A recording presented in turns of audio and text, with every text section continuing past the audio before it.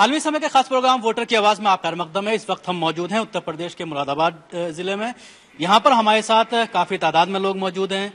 हम बात करेंगे क्या मसाइल हैं लोगों के, मुसलमानों के खासतौर से। 68 साल बीत चुके हैं आजादी को, लेकिन मुसलमान आज भी सियासी और माशी तौर पर क्यों पिछड़ा हुआ है, इसके साथ ही हम बात करेंगे क्योंकि इलेक्शन का माहौल है, क्या मसाइल हैं लोगों के, किस तरह की परेशानियां हैं जो सालों से चली आ रही हैं, उनका इजाला क्यों नहीं हो पा रहा है।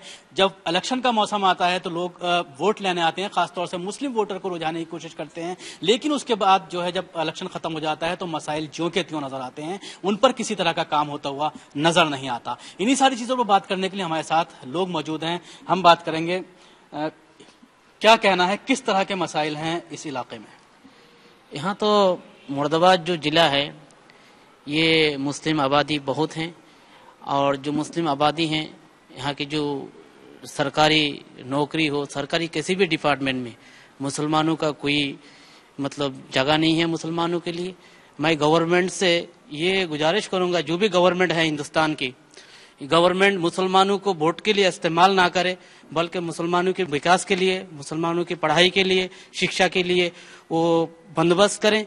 और मुसलमानों को इलेक्शन के लिए, हिंदुस्तान की सरकार के लिए वो लोग मुसलमानों का इस्तेमाल करते हैं, उनकी कोई भी डेवलपमेंट के लिए कोई काम नहीं करते। बिल्कुल, उन्होंने कहा कि सियासी तौर पर मुसलमान को इस्तेमाल किया जाता है, उसके बाद किसी तरह का जो परेशानियां हैं उनका हल नहीं निकाला जाता। इससे सबसे बड़ा जो मसला मुसलमानों का है वह मुलाजमतों का है सरकारी। हमें जब तक रिजर्वेशन नहीं मिलेगा और मुसलमान हर जगह बैठे हुए नहीं होंगे, हमारी तरक्की मुमकिन नहीं होगी। अगर मुसलमानों को रोजगार मिलेगा, रिजर्वेशन मिलेगा, तो उनमें तालीम का शौक बढ़ेगा, उनमें वो सोचते हैं हम तालीम में याफ्ता हो जाएंगे, लेकिन हमें जगह तो मिलती नहीं, क्या फायदा। तो जरूर ये है कि हमें रिजर्वेशन मिले और मुलाजमतें मिले। जब मुलाजमतें मिलेंगी तो हमारे बहुत से मसाइल खुद बहुत हल हो जाएंगे। बिल्कुल, इनका कहना है कि रिजर्वेशन मिले, रिजर्वेशन मिलने के बाद लोगों को मुलाजमत मिलेगी, और जब मुलाजमत मिलेगी तो बच्चों के अंदर एक पढ़ने का शौक पैदा होगा, और जो नौजवान एक बड़ी तादाद में जो है बेरोजगार है पढ़ने लिखने के बाद, उसके अंदर एक शौक पैदा होगा। क्या कहना है आपका, किस तरह के और मसाइल हैं? देखिए, एक मसाइल सबसे बड़े ये पैदा हो जाते हैं बात कि जो हमारे हिंदुस्तान के अंदर, खासतौर से उत्तर प्रदेश के अंदर हुकूमत में जितने इदारे ऐसे हैं जहाँ पे माइनॉरिटीज से मुताल्लिक सरबराह बिठाए हैं। मिसाल के तौर पर माइनॉरिटीज एजुकेशन, माइनॉरिटीज के जो दफ्तर हैं उनके अंदर सारे जिम्मेदार गैर मुस्लिम हज़रात बैठे हैं। अगर वहाँ मुस्लिम हज़रात बैठे हों तो अपनी अक़लियतों के वो तकलीफ भी समझ सकते हैं और उनके जो वज़ारे भी उनके बहुत आसानी से कर सकते हैं। जितनी स्कीमें आती हैं ऊपर से लेकर नीचे तक, आदि तो वो लोग बता ही नहीं पाते, और जितनी उनको मालूम भी होती हैं वो खुद खा जाते हैं। वो हम लोग वहीं के वहीं रह जाते हैं। मेरी दरख्वास्त इस बात की है कि जैसे तमाम जितने इदारे हैं उनके अंदर सारे सरबराहों को मुस्लिम अफराद को जगह दी जाए और उनको इस बात का जोर दिया जाए, और यह गवर्नमेंट इसका जहाँ समीक्षा करती है हर चीज़ की, इसकी भी समीक्षा करे कि हमारे जितने अफसर बैठे हैं उन्होंने उसके अंदर कितना उसका अमली जामा उसको पहनाया।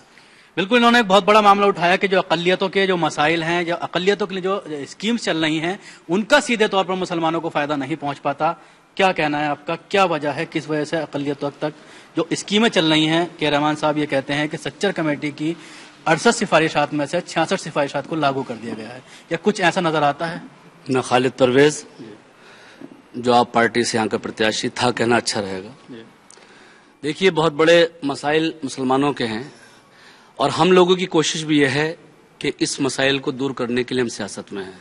हमारा निजी स्वार्थ कुछ नहीं है, लेकिन 64 साल की जिंदगी में कांग्रेस की, जिस तरह से कांग्रेस ने मुसलमानों को बेवकूफ बनाया, पीछे किया, वो आप लोगों के सामने है। आज मुसलमान की जो समस्याएं हैं वो इतनी बड़ी हो चुकी हैं कि जिनका समाधान सियासत में रहे बगैर नहीं हो सकता।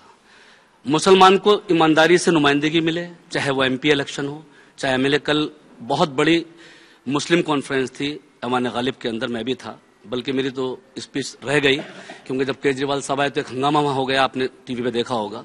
बड़े मसाइल थे और कोई भी स्टेट का आदमी ऐसा नहीं था जो वहां मौजूद ना हो। तो ये बड़ा खुशी की बात है कि यहाँ पर आसमा असलम जी के यहाँ ये मीटिंग रखी गई है, और इसमें आज मेरा फर्ज ये नहीं है कि मैं आप पार्टी में हूं तो मैं उसकी तारीफ करना शुरू कर दूं, समाजवादी में कोई है तो उसकी तारीफ। ये मुस्लिम मसाइल की बात है, हमें खुल के बोलना चाहिए, और मेरी सियासत भी यहां तक महदूद है कि अगर मैं मुसलमान हूं तो मुसलमान के हक की लड़ाई मुझे जिस्म के अंदर अगर एक कतरा भी है तो लड़नी चाहिए। मसाइल इतने बड़े हैं, कॉलेजेस आप देखिए, मुसलमानों के जहां जिन बस्तियों में कॉलेज हैं वहां इंतजाम अच्छे नहीं है, टीचर नहीं है। अगर सरकारी स्कूल है तो वहां पे टीचर नहीं है, कोई इंतजाम नहीं है। मेडिकल हॉस्पिटल के नाम पे आप देखिए, जहां मुस्लिम बस्तियां बन गई हैं, मैं कहता हूं मुसलमान गरीब है, अंतर्राज कॉलोनियां बन गई हैं, वो उनको अप्रूव करना चाहिए, नहीं अप्रूवल है, पानी नहीं। बिल्कुल कई तरह के मसाइल इन्होंने उठाए कि किस तरह से मुस्लिम आबादी, मुस्लिम जो कॉलोनियां हैं उनको रेगुलाइज नहीं किया गया, उसमें बुनियादी सहूलियात मुहैया नहीं कराई गई हैं। हम हिंदुस्तान के जिस मुस्लिम इलाके में जाते हैं और जब वहां पर हाल देखते हैं तो जो बुनियादी सहूलियात हैं, चाहे वो सड़क, बिजली और पानी की बात करें, उनसे पूरी तरह से महरूम रखा जा रहा है और एक सोची समझी साजिश जो है चल रही है। आप इंस्टीट्यूट चलाती हैं, किस तरह की एड मिलती है गवर्नमेंट की तरफ से, हुकूमत की तरफ से, किस तरह की आपको मदद मिलती है? गवर्नमेंट की कोई एड या कोई भी मदद मुस्लिम इंस्टीट्यूशन को नहीं मिलती है, और बल्कि मैं ये कहूंगी कि जहां मुस्लिम या अल्पसंख्यक नाम आ जाता है वहां उसको इग्नोर कर दिया जाता है। जब इलेक्शन का टाइम आता है तो हर पार्टी जाकर खड़ी हो जाती है और मुस्लिम वोट बैंक को कैश करना चाहती है। और आज ये मैं आपके चैनल से इस बात को पूरे उत्तर प्रदेश में, क्या पूरे हिंदुस्तान में इस बात को पहुंचाना चाहती हूं कि अगर आपको पीएम चाहिए तो आपको सीएम मुस्लिम देना होगा, जो हमारे मसाइल को समझेगा और हमारे मसाइल को हल करेगा। देखिए, मैं इंस्टीट्यूट चला रहा हूं, ये बहुत ही काबिल गौर चीज है। समाज कल्याण से सबको रुपया मिलता है, कभी मिलता है कभी नहीं मिलता, और उनका रूल है अगर हमारे पास होगा तो दे देंगे, नहीं होगा तो खुदा हाफिज। मेरे इंस्टीट्यूट के अंदर जो दूसरे समाज के गैर मुस्लिम थे, ये बिल्कुल ऑन रिकॉर्ड चीज है और ये इतनी इंपॉर्टेंट चीज है कि इसको समझना पड़ेगा और इसकी आवाज मैं पूरे हिंदुस्तान में उठाऊंगा। उसमें जो मुस्लिम बच्चे थे उसमें 90% बच्चों की स्कॉलरशिप नहीं आई है, ये कहकर कि इसको हम देखेंगे। मेरे पास सबूत है इसका कि तकरीबन थोड़ी थोड़ी सबकी आ गई है और सिर्फ मुस्लिम बच्चों की शायद 10% की आई होगी। 90% मुसलमान बच्चों का एक भी पैसा समाज कल्याण के नाम पे नहीं आया है। ये कितना बड़ा मसाइल है, ये क्यों है, क्या सोची समझी साजिश है, इसका जवाब गवर्नमेंट को देना। बिल्कुल बहुत बड़ी बात इन्होंने उठाई है कि समाज कल्याण के जरिए जो स्कीम है उसमें अगर वजीफा बच्चे लेना चाहते हैं तो उसमें खास तौर से मुस्लिम बच्चों को जो है इग्नोर किया जा रहा है। जी, मैं आपके माध्यम से ये कहना चाहता हूं कि एक एजुकेशन सबसे ज्यादा इम्पोर्टेंट चीज होती है किसी भी समाज को आगे बढ़ाने के लिए, लेकिन मुसलमान तालीमी तौर पर सबसे ज्यादा पीछे हैं और उसके साथ साथ जो टेक्निकल एजुकेशन होनी चाहिए या प्रोफेशनल एजुकेशन होना चाहिए उसकी परसेंटेज बेहद कम है। और किसी भी कौम की तरक्की के लिए जरूरी है आज के वक्त में कि प्रोफेशनल एजुकेशन उसके पास हो ताकि वो उस मैदान में अच्छी तरह से काम अंजाम दे सके। जरूरत इस बात की है कि मुस्लिम बच्चों को आगे बढ़ाने के लिए प्रोफेशनल तालीम दी जाए, उनको वजीफे दिए जाएं, उनकी मावनत की जाए। आज मुसलमानों को खौफ दिखाया जा रहा है कि नरेंद्र मोदी, तो मैं उन सेकुलर पार्टियों से बताना चाहता हूं कि नरेंद्र मोदी से न तो मुसलमान कल था खौफजदा, न आज है, न कल खौफजदा होगा। वहीं जहां तक ताल्लुक मुसलमानों की तरक्की का है तो मुसलमानों को चाहिए रिजर्वेशन। मैं इस बात की निंदा करता हूं कांग्रेस सरकार की, जिस कौम ने, जिस बिरादरी ने, यानी जाट बिरादरी ने पिछले दिनों मुसलमानों का कत्लेआम किया, उसी कांग्रेस ने उसी पार्टी को जो है, उसी बिरादरी को जो है वो रिजर्वेशन दे दिया। और जो मुसलमान कौम थक गई मांगते मांगते रिजर्वेशन, उसको रिजर्वेशन नहीं दिया। मुसलमान कह रहे हैं कि साहब बिल लाइए, आप दंगल विरुद्ध बिल लाइए, वो बिल नहीं लाया जा रहा है और जो है मुसलमानों कातिल जो है उन्हें रिजर्वेशन दिया जा रहा है। मकामी समस्या यह है कि कांग्रेस गवर्नमेंट ने जो मरवात का आर्टिजन है, जो मुस्लिम कारीगर हैं पीतल के, वो लोन दिया। उस लोन में युवक कुछ पैसा तो खा गए बैंक मैनेजर, कुछ विषय वो खा गया दलाल, आधा पैसा उनको मिला। कांग्रेस गवर्नमेंट ने उनको कर्जा दिया, सपा गवर्नमेंट उनको जेल भेज रही है। तो हमारी ये मांग है कि जो लोन दिया गया है उनका माफ किया जाए उनको, ताकि उनको जो आर्टिजन जो है यहाँ के दोबारा अपने काम कर सके। बिल्कुल, मुरादाबाद पीतल नगरी है और यहाँ पर एक बहुत बड़ा उद्योग है, बहुत बड़ा कारोबार है और वो उद्योग अब अपना दम तोड़ता हुआ नजर आ रहा है। जिस तरह से इन्होंने मामला उठाया कि जो कर्ज लिया गया था उस कर्ज को अब अदायगी के लिए उनको जेल भेजा जा रहा है और वो अपना कर्ज निपटाने से पूरी तरह से माजूर हैं। आलमी समय के खास प्रोग्राम वोटर की आवाज में वक्त तो चला है एक ब्रेक का, ब्रेक के बाद भी ये सिलसिला जारी रहेगा।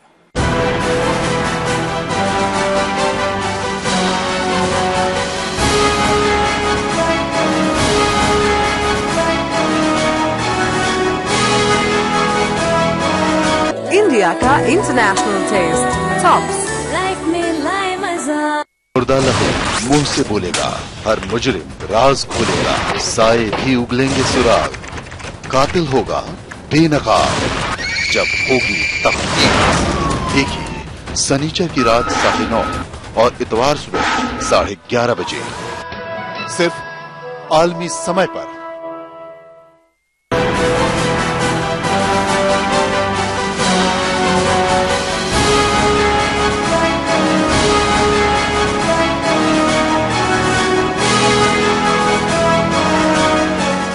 मालवी समय के खास प्रोग्राम वोटर की आवाज में आपका एक बार फिर से खैर मकदम है। इस वक्त हम मौजूद हैं उत्तर प्रदेश के मुरादाबाद में, जो पीतल नगरी के नाम से मशहूर है और सनत के नाम से मशहूर है। यहाँ पर काफी तादाद में हमारे साथ लोग मौजूद हैं। हम बात कर रहे हैं किस तरह के मसाइल हैं।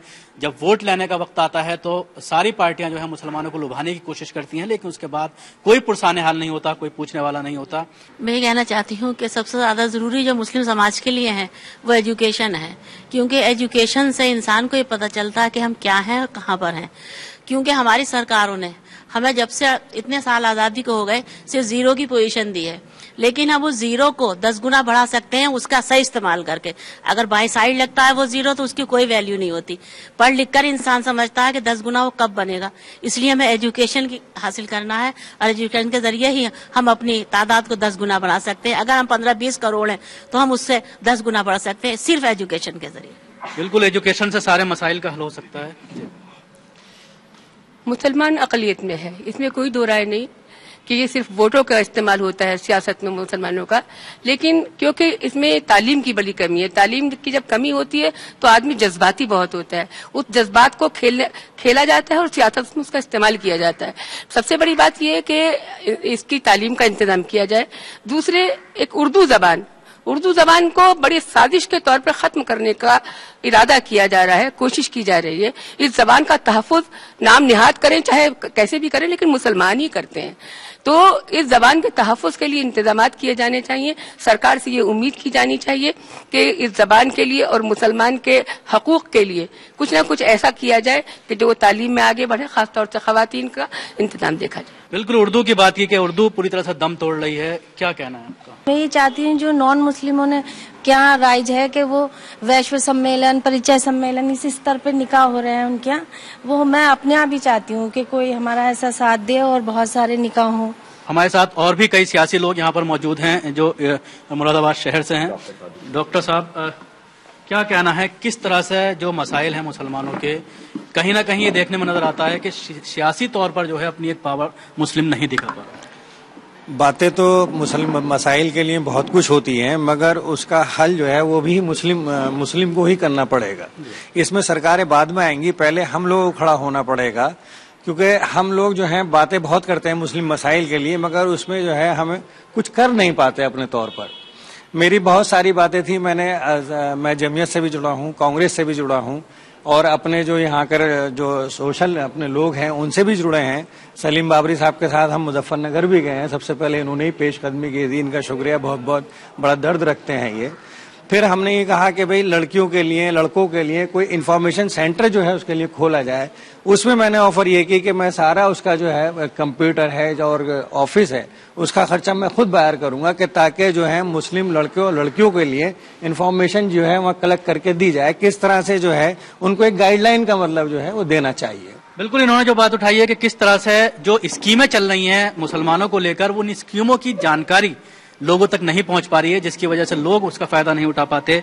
जी, जहां तक सवाल केंद्र सरकार की या राज्य सरकार की योजनाओं का है, इसका एक बहुत अच्छा उदाहरण हमने राजस्थान में देखा, क्योंकि मैं भी इंस्टीट्यूट से जुड़ा हुआ हूं।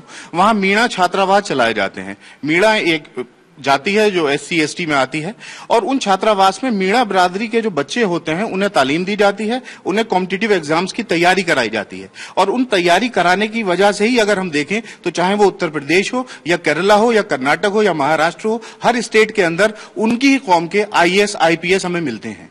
तो कुछ इस तरीके का हमें करना चाहिए। अब पार्टियों को दोष देना बिल्कुल गलत है। जब मुजफ्फरनगर में पीछे दंगा हुआ तो मुरादाबाद में पार्टियों से उठ के मुरादाबाद की अक़लियतों के लोगों ने सलीम बाबरी साहब की क़यादत में पूरा एक लोग गए, जिसमें कांग्रेस के लोग भी थे, समाजवादी के लोग भी थे, बहुजन समाज के भी लोग थे। अगर हम आज के इस प्रोग्राम में किसी पार्टी पे दोष मढ़ेंगे कि ये सारी वजह कांग्रेस की वजह से है या बीजेपी की वजह से है या इसकी वजह से, नहीं, पहले इंसान अपने आप की अपने का खुद ही दुश्मन है। आज मुसलमान जो पीछे है उसकी एक बहुत बड़ी वजह मुसलमान खुद है। कहीं ना कहीं हमें यह भी सोचना पड़ेगा, समझना पड़ेगा। बिल्कुल, उन्होंने ये कहा कि पार्टियों से उठकर हम लोगों को अब काम करना पड़ेगा और एकजुट होकर एक अपनी लाहेअमल तैयार करना पड़ेगा, उसके बाद ही मुसलमानों के मसाइल का हल हो सकता है। देखिए, सही बात यह है कि मुसलमानों की जिंदगी का कोई पहलू ऐसा नहीं है जो मसाइल से दो चार ना हो, सियासी हो, समाजी हो या माशी हो। मसला यह है कि ये मसाइल हल कैसे होंगे। हर पार्टी अपनी बात करती है। सबसे बड़ी जो प्रॉब्लम है मुसलमानों के साथ वो ये है कि उनके अंदर लीडरशिप का फुकदान है। जो हमारे नुमाइंदे हैं वो अवामी नुमाइंदे हैं और पहले वो अपनी पार्टी की नुमाइंदगी करते हैं, मुसलमानों की नुमाइंदगी माफ कीजिएगा नहीं करते हैं। चाहे वो कांग्रेस के हों या बीजेपी के हों या समाजवादी के हों या बीएसपी के हों, वो मुस्लिम इशू पर सिर्फ उन इशूज पर बात करते हैं जिनकी उनकी पार्टी इजाजत देती है। अगर उनकी पार्टी खामोश रहने को कहेगी तो उस मसले को कभी नहीं उठाएंगे। जरूरत इस बात की है कि मुस्लिम लीडरशिप उभरे, और वो उभरे की कैसे, ये अवामी उसको उभारेंगे। हमें सबसे पहले अवेयरनेस पैदा करनी होगी, बेदारी पैदा करनी होगी, अपने नुमाइंदे भेजने होंगे। अपने नुमाइंदे का मतलब है जो मुसलमानों की नुमाइंदगी कर सकें, कांग्रेस या बीजेपी या एसपी की नुमाइंदगी नहीं करें। बिल्कुल, बहुत बड़ी बात इन्होंने कही है कि किस तरह से लोग अपनी पार्टी से उठ करके अगर मुसलमानों के मसाइल को उठाएंगे, पार्टी की जबान नहीं बोलेंगे, पार्लियामेंट में या जैसे असेंबली में जिस तरह से मुजफ्फरनगर का फसाद हुआ, कई दर्जन मुस्लिम एमएलए होने के बावजूद एक बार भी असेंबली में कोई मामला नहीं उठ पाया मुजफ्फरनगर का, और आज तक वहां के जो मजलूमीन हैं उनको इंसाफ नहीं मिल पाया। 4 में से सुन लें आप कि इल्जाम सहते रहने की आदत सी पड़ गई, इल्जाम सहते रहने की आदत सी पड़ गई। लगता है जैसे जुल्म भी एक फैज़े आम है और हम सब्र कर रहे हैं यही सोच सोच कर। गद्दार कहना आपका तकिया कलाम है। आज मुसलमान को गद्दार कहा जा रहा है, और ये सब चीजें जो हो रही हैं, अब इतनी जब बातें हुई कि साहब हमारा नुमाइंदा होना चाहिए, वो पार्लियामेंट में पहुंचता है, असेंबली में पहुंचता है तो उसकी पार्टी की बात करता है। ये सब वजह है तालीम ना होने की वजह से। आज सिर्फ एक इनकलाब लेके चलना है कि हमें तालीम में आगे आना है, और हमारी बहुत बड़ा असासा, लोग ये कहते हैं कि मुसलमानों की जबान है उर्दू। उर्दू मुसलमानों की जबान नहीं है, उर्दू हिंदुस्तान की जबान है। उर्दू हिंदुस्तान में पैदा हुई, हिंदुस्तान में ही जवान होकर खुदकशी कर रही है। मेरा आज यही कहना है कि सरकारें ना तो मुसलमानों के लिए कुछ करती हैं, ना उर्दू के लिए कुछ करती हैं। बहुत अच्छी बात कही मेरी बहन आसमा असलम ने कि हम वोट उसे देंगे जो उत्तर प्रदेश के अंदर मुसलमान मुख्यमंत्री देगा, प्राइम मिनिस्टर, चाहे वो कोई भी हो। काफी लोगों ने बताया आरक्षण, अभी जाट समुदाय को, जाट बिरादरी को 8 सीटों, जो उनकी 8 सीटें हैं उसके ऊपर उन्हें आरक्षण मिल गया, जबकि मुसलमानों की पूरे हिंदुस्तान में हर जगह सीटें हैं, हर जगह उनके एमपी हैं, मगर अभी तक आरक्षण नहीं मिला। बिल्कुल, रिजर्वेशन का वादा सारी ही पार्टियां करती हैं, चाहे कांग्रेस की बात करें या स्टेट की बात करें। यूपी में भी वादा किया गया था समाजवादी के जरिए, लेकिन कहीं उस पर अमल होता हुआ नजर नहीं आता। मैं Tanzeel Ahmad RTI social activist हूँ। मैंने जो अपने तजर्बे से महसूस किया है उसमें इम्पोर्टेंट ये है कि जो हमारे गवर्नमेंट डिपार्टमेंट्स हैं उसमें हमारा रिप्रेजेंटेशन नहीं है, हमारे लोग नहीं हैं, इसलिए हमारे काम नहीं होते हैं, हमारे यहाँ अवेयरनेस नहीं है, इसलिए लोग जो है गवर्नमेंट जॉब में जाते नहीं हैं। गवर्नमेंट जॉब का एक ऐसा हुआ है लोगों की नज़र में कि साहब वहाँ नौकरियाँ नहीं मिलती हैं, लेकिन मेरा ये दावा है कि लोग अगर तैयारी करें कॉम्पिटिशन्स की तो वो बिल्कुल क्वालिफाई करेंगे। और जहाँ तक इंटरव्यू का सवाल रहा, जब हमारे रिटन में ही मार्क्स ज्यादा होंगे। RTI एक्टिविस्ट हैं, कोई ऐसा आंकड़ा बताइए जो मुसलमानों की हालात को बताता हो इस डिस्ट्रिक्ट के अंदर। इस डिस्ट्रिक्ट के अंदर तो मैं यही कह सकता हूँ, जैसे अभी हम बात कर रहे थे कि मान लीजिए करूला एरिया है और ये इसको जो है कॉलोनाइज नहीं किया जा रहा है, इसको गवर्नमेंट कॉलोनाइज नहीं कर रही है, तो ऐसे करूले जो हैं हमारे यहाँ बहुत बसते रहेंगे और हम लोग इसको नहीं समझते।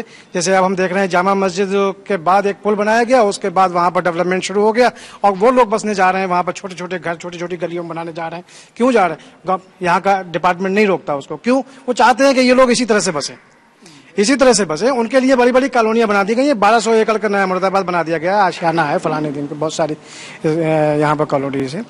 इम्पोर्टेंट यही है कि हम लोग जो है गवर्नमेंट जॉब में आए और गवर्नमेंट जॉब में आके अपने रिप्रेजेंटेशन होगी। बिल्कुल, ज्यादातर लोगों का यही कहना है कि इन सारे मसाइल का एक हल है, वाहिद हल है, और वो है एजुकेशन। अगर हम लोग तालीमी याफ्ता होंगे तो हमें नौकरियां मिलेंगी और उसके बाद कई मसाइल का हल हो सकता है। आलमी समय का खास प्रोग्राम वोटर की आवाज में अब वक्त हो चला है एक ब्रेक का। ब्रेक के बाद भी ये सिलसिला जारी रहे।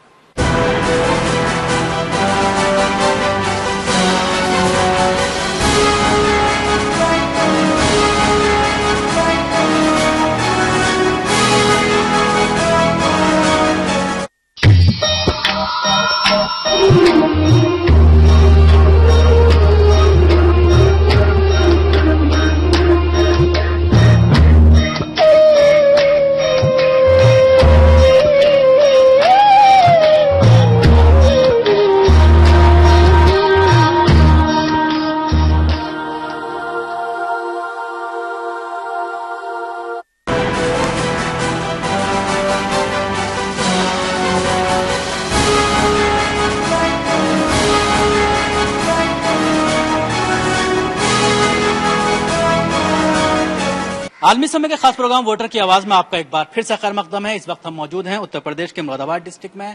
हमारे साथ काफी तादाद में लोग मौजूद हैं। हम बात कर रहे हैं कि मुसलमानों के हालात आजादी को 68-60 बीत जाने के बावजूद आज तक ज्यों के त्यों क्यों नहीं है, बल्कि हालात और बद से बदतर क्यों होते चले आ रहे हैं।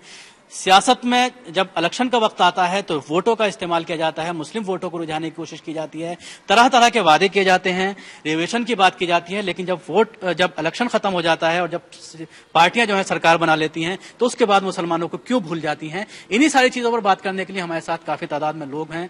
जी, क्या कहना है आपका? जी, मैं पीतल नगरी के हवाले से बात करना चाहूंगा। यहाँ आर्टिजन्स जो हैं मेन है, ज्यादातर तादाद पीतल नगरी से जुड़े हुए कारीगरों की है। उनकी हालत सबसे ज्यादा बदतर है। यहाँ पर उनके लिए कोई भी प्रोग्राम अभी तक नहीं आया है। एक लोन इन्होंने अभी दिलाया था, जो सलीम भाई ने भी जिसकी बात की, आज उसकी आवाज उठ रही है कि इसे माफ कर दिया जाए। वो माफी के कगार पे हैं, भूख हड़ताल पे बैठ रहे हैं, जबकि फॉरेन करेंसी के रूप में पीतल नगरी से बहुत बड़ी तादाद में फॉरेन करेंसी मिलती है, जिसकी हिस्सेदारी ड्रॉबैक के रूप में एक्सपोर्टरों को तो दे दी जाती है। चंद एक्सपोर्टरों को जो मिलती है वो प्रॉपर्टी खरीदने में, नोएडा में और तरीके से इन्वेस्ट करने में लगाते हैं, जबकि इनका लोन के लिए माफी लफ्ज का इस्तेमाल बिल्कुल नहीं होना चाहिए। एक हिस्सेदारी के रूप में जो फॉरेन करेंसी आती है, जो आर्टिजन्स का हिस्सा है, उसे बांट के उसे देना चाहिए, और जिन लोगों को नहीं मिला है बाकी उन लोगों को भी उसका हिस्सा मिलना चाहिए। बिल्कुल, कर्जे माफ की बात कर रहे हैं, ये कर्जा माफ होना चाहिए लोगों का। जी देखिए, जो सन 1984 में एक गैर सियासी जमात ने यह जन्म लिया, ऑल इंडिया मुस्लिम फेडरेशन, उसने सबसे पहले यही तहरीक चलाई कि मुसलमानों को आरक्षण, और हर मर्तबा हर इलेक्शन में हर सियासी पार्टी ने वायदा किया।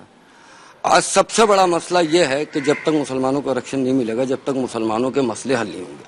अब दूसरी बात यह है कि अभी सलीम भाई ने कहा कि जाटों को मिला। सबसे बड़ी बात यह है कि जाटों की एक सियासी पार्टी थी, उनकी क़यादत मजबूत थी, इसलिए उन्हें आरक्षण मिल गया। आज अगर मुसलमान वाहिद हल चाहते हैं तो एक मजबूत प्लेटफार्म बनना चाहिए मुसलमानों का, इसके अलावा कोई हल नहीं। बिल्कुल, बहुत बड़ी बात इन्होंने कही कि क़यादत की कमी है। अगर हमारी क़यादत मजबूत होगी तो हमारे तमाम मसाइल का हल हो सकता है, और जो भी मसाइल हैं उनको हम पूरी तरह से हल कर सकते हैं। देखिए, जहां तक आरक्षण की बात है, ये एक बुनियादी जरूरत है मुस्लिम माशरे के लिए, लेकिन अफसोस की बात यह है कि गवर्नमेंट ही नहीं चाहती। और इसको अगर आप शुरू करें हिंदुस्तान की आज़ादी से पहले, तो 1981 का जो ऑर्डिनेंस गवर्नमेंट ऑफ इंडिया ने जारी किया था कि मुस्लिम दलित वो हैं जो मुस्लिम नहीं। उसके बाद आप आगे बढ़ेंगे तो मंडल कमीशन आया। मंडल कमीशन में जस्टिस मंडल ने साफ कहा कि भाई 27% कोटा ओबीसी को दे रहे हैं हम, उसमें से 8% कोटा हम माइनॉरिटीज की ओबीसी को दे रहे हैं, और चूंकि इसमें सबसे बड़ी माइनॉरिटी मुस्लिम माइनॉरिटी है, इसलिए 75% यानी 6.33% कोटा मुस्लिम यूथ को दे दिया जाए, मुस्लिम माइनॉरिटीज को दे दिया जाए। अगर गवर्नमेंट्स ने जानबूझ के ये खिचड़ी नहीं पकाई होती तो आपके 1980 से लेके 6.33 एक IAS से लेके क्लास 4 तक गवर्नमेंट सर्विसेज में रिप्रेजेंटेशन होता। तो आप 1991 के ऑर्डिनेंस को पढ़िए, मंडल कमीशन को पढ़िए। अब बाद में आप आइए तो सच्चर कमेटी आ गई, रंगनाथ मिश्रा आ गए। सच्चर कमेटी ने अपनी रिपोर्ट में एक बात बड़े बोल्डली कहा कि भाई बड़ी हैरानी की बात है कि एक हिंदू धोबी तो SC है और मुस्लिम धोबी SC नहीं है। ये डिस्क्रिमिनेशन जो हमारा कॉन्स्टिट्यूशन है वो कहता है ये वॉइड है, यानी हमारा कॉन्स्टिट्यूशन भेदात्मक कार्रवाई की इजाजत नहीं देता। ये क्या है?